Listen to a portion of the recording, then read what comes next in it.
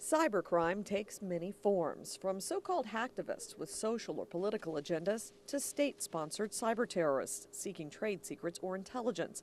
And finally, perhaps the most common, cyber criminals out for personal gain. This industry did not exist in the way it does today 20 years ago. And with respect to businesses, the direct impact of cybercrime is in the billions of dollars.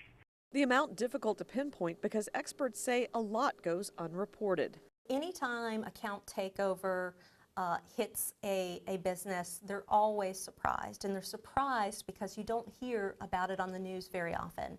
You don't hear about it on the news because businesses that lose money to account takeover fraud typically don't draw attention to it. Banks aren't going to draw attention to it. If it truly was something the bank could not have prevented, they're not going to get involved. Key to one of the emerging schemes used in these increasing attacks. These organized cyber criminals are targeting businesses on the user level, on the business's network level, and they're stealing valid login credentials to online banking.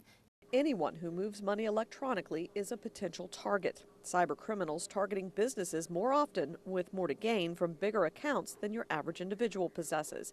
The criminal gains access to those accounts by hijacking your computer or network using malware. We believe it happens every single day. It's attempted every single day. You know, we have clients that call us on a weekly basis about phishing emails. If you accidentally click on a link that you shouldn't have clicked on, or someone was able to take over your computer in that way, oftentimes they will download screen scraping software, key logging software, and therefore everything that you do, no matter how complex your password is, can be viewed by somebody else. Somebody who could be next door or halfway around the world, gathering your personal login information, even answers to your security questions over a period of days, weeks, or even months, then able to log into your accounts and rob you blind.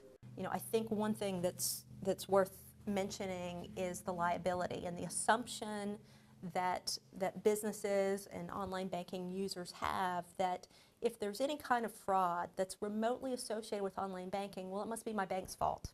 It's a breach of the bank, and they're going to cover that loss. But with account takeover fraud, it is a breach of your computer and your network, and it's something that your bank can't control.